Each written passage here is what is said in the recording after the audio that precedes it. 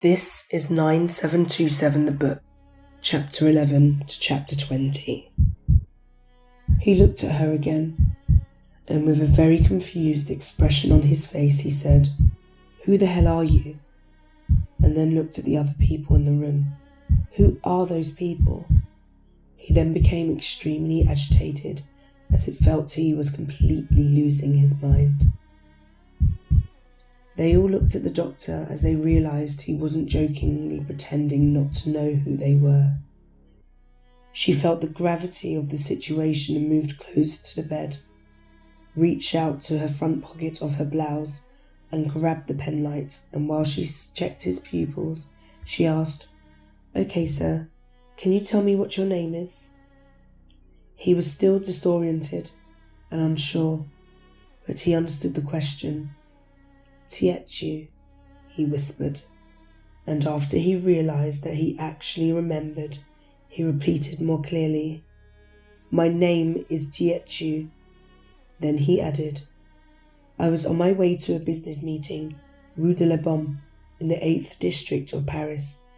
I was on a train and something happened. A phone rang. Not my phone though. Then there was this loud sound and this bright light and then nothing." He slowly looked back at the people encircling him, and it was their turn at looking completely perplexed. The woman who spoke earlier looked worried on top of bewilderment. She grabbed his hand again, and with a very concerned tone she said, "Oh love, what have you been through? Your head, what's going on?" She looked straight in his eyes, with both her hands on his wrist. "We were celebrating our 15th anniversary in the villa in Cologne, and you just wanted to go skiing the morning before the ceremony, and you got caught in..." Her face changed. "In this insane avalanche." She paused for a second.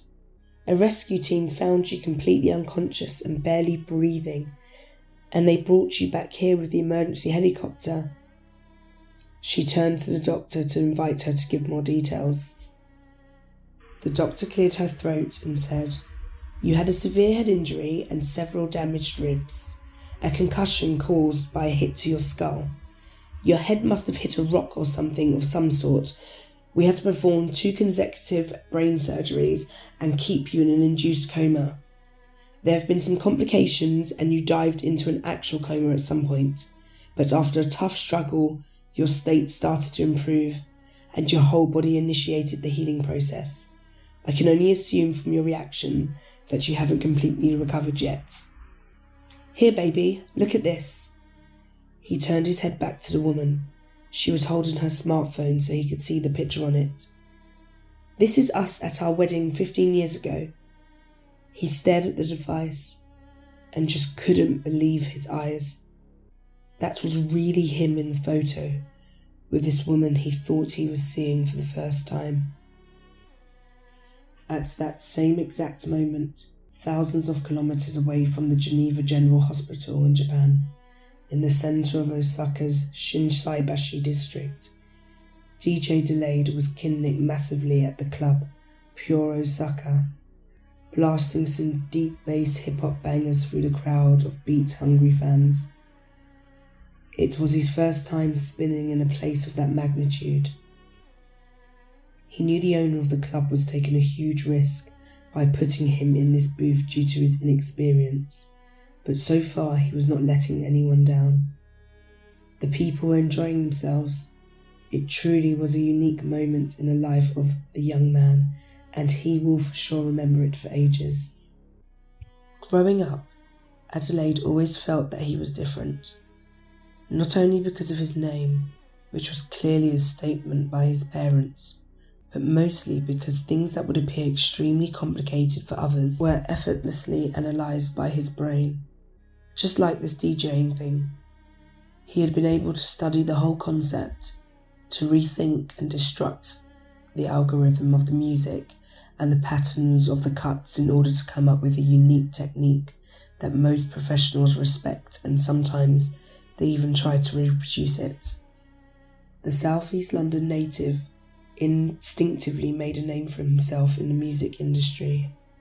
He was catching all kinds of eyes and ears on social media, totaling a fan base of 400k followers on most platforms.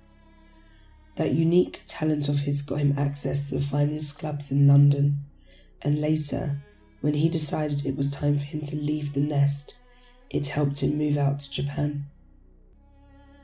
The 27-year-old phenomenon was living the life he always dreamed of. The fancy apartment, the fame, the respect, some money. It wouldn't hurt to make more of it, but everything that is meant for me will find me, he kept repeating to himself. Everything in abundance, including, of course, the girls. They would literally throw themselves at him every time he'd set a foot outside the booth. In his humble beginnings in London, he would rarely turn down those night butterflies who would disappear the next morning like adult mayflies to never be seen again. But was he going to have the same success here in Osaka? He was on the verge of finding out as his set just reached its final point. 5 a.m. in Osaka, 9 p.m. in London. The baptism of fire was an undisputed success. The crowd was chanting with their voices coming from the bottom of their souls. DJ delayed! DJ delayed! DJ delayed! They sounded like the thunder before the lightning strikes massively. He could still hear the passionate ruckus from backstage on his way to the lounge at the back of the club. His Japanese was still rudimental, but he understood that the room was filled with people rooting for him as he entered the crowded lounge. The staff were there, some of the DJs, some VIP and their usual gold diggers assembly. The owner was there also, with an immense grin of joy on his face. One thing about Japanese people, they don't hide their happiness, and it is highly contagious. Anata wa saiko desu, he shouted at the top of his lungs. You are the absolute best, he repeated. And now that work is done, it's time to enjoy, he added while pointing at the group of auto-tone women dressed with nothing but money in their eyes and a little bit of fabric on their bodies. He has been in those situations too often to act surprised, but he wasn't feeling like celebrating this way tonight. It was far from an honourable gesture. He needed something different tonight. He wanted to go back to his place in Ashiya, call the homies back in the UK to let them know that their boy was making history in Japan. He needed an excuse to ditch the busy room and sneak out the back, so he pretended to need the bathroom to head out discreetly. His wild entourage will probably be disappointed at him for abandoning them, but he needed the time alone. He reached the main street, a few blocks down, and was on the lookout for a cab when a black Maybach with tinted windows slowly approached him. The window at the back was down, and as the limo kept going at a slow pace, he was finally able to see who was inside. A woman sitting comfortably. Are you Adelaide Elba? She asked. She could easily pass for a Mediterranean or South American or, of course, she was extremely beautiful. Yes. How do you know? He then felt something sharp penetrating his neck and he blacked out. Adelaide Ibrahim Elba, also known as DJ Delayed, was found dead last night in the outskirts of Kyoto, Japan. The authorities found his body in the remains of a crashed car he was driving that night. Sources told BBC News that the young man was allegedly under the influence of drugs when he got inside the car after what appears to be his last and greatest performance to this day. He is survived by his mother and 2 older brothers who all reside in the borough of Hackney. Our reporters weren't able to get a comment from the family at this time, but obviously a great loss for the community as the young man was promised an exceptional international career. The TV anchor, without even switching his tone, then moved on to the next front page news, leaving the Elbas in complete despair as they believed that they would finally have more details about what happened to their son and brother. That's it. 6 minutes and that's a wrap. This is insane. Serial killers get more attention. David was trying hard to contain his anger in his clenched fists. Does that mean that my brother should have mass murdered people to get a better acknowledgement of his life accomplishments? That's bollocks. Aaron, the oldest brother, was silent and composed as usual, simply holding on to his mother's hand and keeping her head against his chest with his other hand.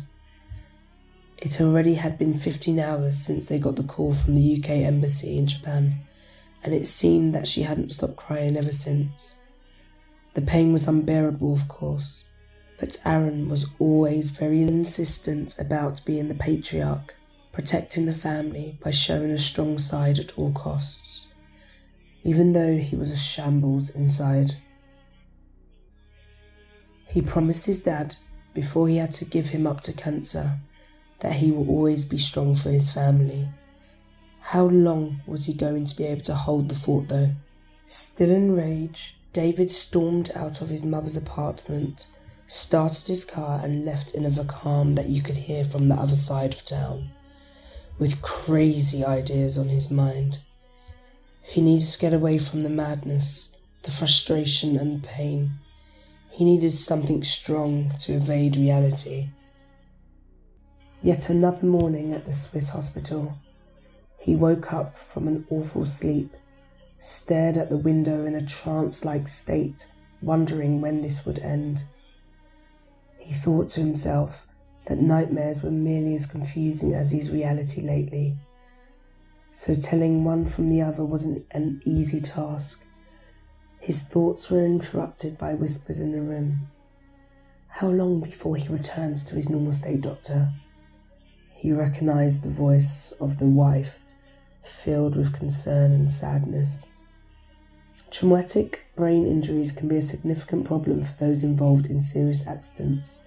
This may include cognitive problems, behavioral changes, or emotional changes such as anxiety, depression, or in extreme cases, even schizophrenia, said the doctor as they made their way to the seats at the foot of the bed. Are you saying it could change a person's personality as well? The doctor nodded without conviction at all.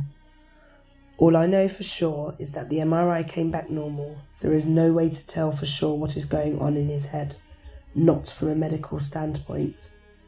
Unsatisfied with the response, the wife asked in a quavering voice, "What am I going to tell them at the press conference? I can't possibly let the world know that one of the brightest minds of our time has lost his marbles, can I?" "Press conference?" he repeated in shock. Both women looked at each other and stood up from their seats. The doctor excused herself from the room to allow the couple to have a moment in private. She approached his bed to stand on his side and look straight at him. "I know you don't remember a lot, and I know it's not your fault, but for the life of me I cannot fathom how it is that you don't remember who you are, your wife, your responsibilities, your status," she said briskly. After a dramatic pause, she continued in a raised voice. "Your name is Arthur Florence. You're the CEO of Aegis Capital, a multi-billion-dollar hedge fund. People's livelihoods are hinged on you and your well-being, and I don't know what to tell them right now." "A multi-million-dollar hedge fund?" he repeated in disbelief. After the initial shock, a stronger feeling had now taken over. The fear of being exposed, or being called a liar, or even a fake. It was a completely illogical feeling too, since he definitely wasn't trying to fool anyone, nor was he trying to be in this hospital in friggin' Switzerland. He couldn't even remember whether he had already been to Switzerland ever. All he remembered was that his name was Claude Tietchu. He was a 27-year-old entrepreneur on his way to pitch a business idea to an investment club in Paris. And after what still needs some explanation, he woke up 15 years later in someone else's life, next to someone else's wife. Had he completely lost his mind?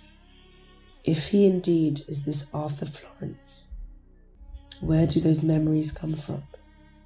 Only he knows he's not him. So what in the world happened for the last 15 years? The doctor had already notified him that he was fit to be discharged from the hospital, but because his mind was bombarded with an endless string of thoughts, he got startled when the nurse came in with a wheelchair and change of clothes. She was followed by the wife and the old couple he had seen 3 days earlier. An expression of concern, uncertainty was plastered across their faces, probably because no one really knew where to stand with him. The distinguished man made an attempt at breaking the ice. "Are you feeling any better?" he asked. He looked at him, and the first thing Claude noticed was how desperately the old man was waiting for a sign of recognition from him. But unfortunately, Claude looked at him the same way he looked at everyone these days. The grey-bearded man was disappointed, but decided to continue anyway. "I am Dennis, your father. I know you're not yourself right now, but I'm sure you'll be very soon." And then he put an arm around the elderly woman who seemed to be holding back an avalanche of tears behind a feeble smile. "This is your mum, Susanna. She has faith all will be well soon." After he said that, she could no longer contain the pain as tears streamed down her face. Unable to speak, she turned away as she tried to regain composure. He looked back at Dennis and thought, this is never going to end. He wasn't able to stand up. His leg muscles weren't sturdy enough to carry him, so he let the nurse put on his civilian clothes. She proceeded with care, from his Oxford leather shoes up to his tie on top of a silky white shirt and a vicuña scarf wrapped around his shoulders. Apparently, Arthur Florence wasn't the kind to neglect his style. At least we have that in common, he thought. Dennis Florence was pushing the wheelchair up to the exit. As soon as they passed the first set of glass doors, they saw a crowd of reporters suddenly closing in on them like pigeons on crumbs. With the help of 2 bodyguards, Dennis rushed him into a limousine, leaving the wife behind to answer the press. "How long before full recovery? Is Aegis Capital in danger?" She quickly snubbed the questions thrown at her to go straight to the speech that the lawyers had written for this particular predicament. She cleared her throat and said, "My husband's vital prognosis is no longer engaged, and he has been authorized to leave the hospital, and as far as the accident is concerned, the company has initiated an investigation. A public report will be issued with the results of the said investigation. Thank you all for your sincere concerns." Then she excused herself and calmly rejoined the rest of the family inside the car. The chauffeur drove off, past the fleet of reporter vans, headed east. "We're going to make a stop at the mansion to pick up our passports before returning home," she declared before realizing.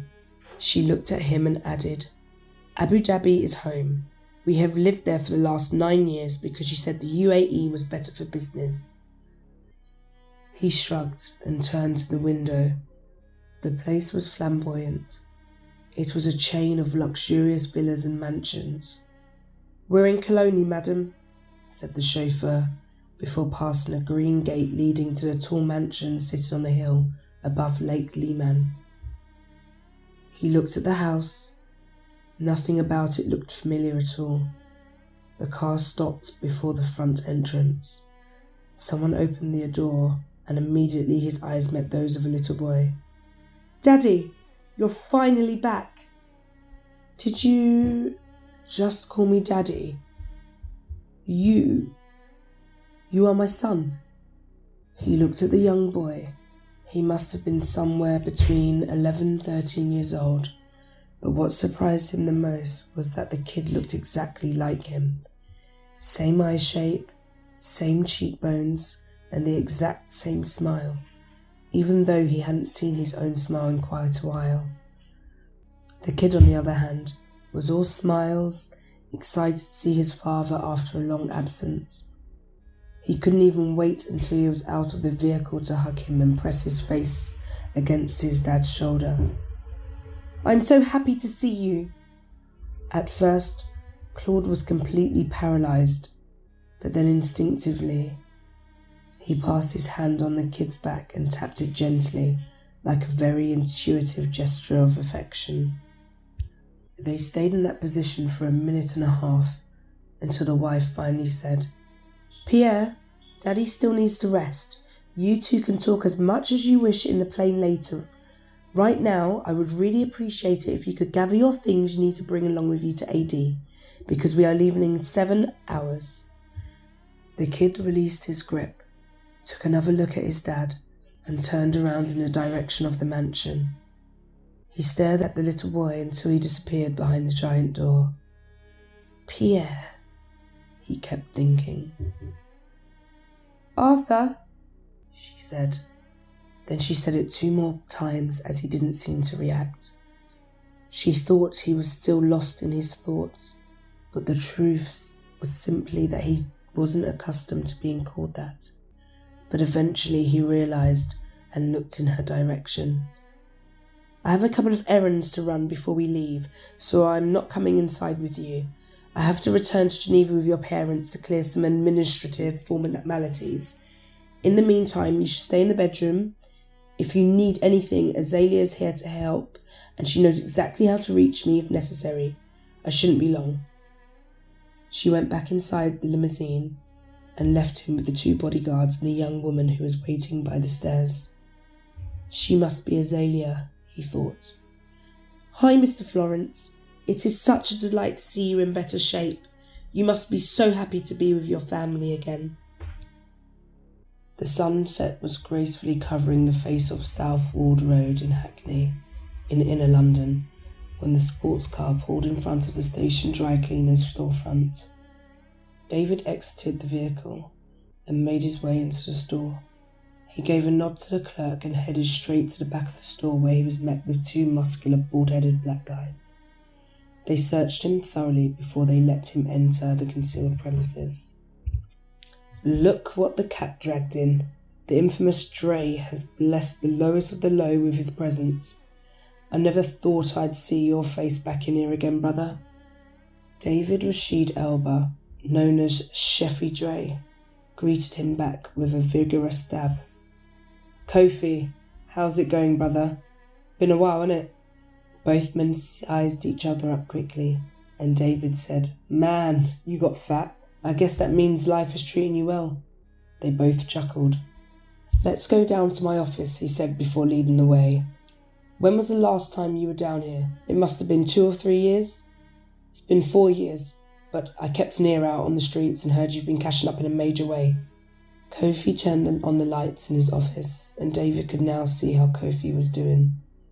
The walls were painted in red and gold. A huge painting was hung right above the ebony desk that Kofi sat behind. He admired the statues and paintings from all around the world. Expensive souvenirs, he thought. Kofi broke the silence.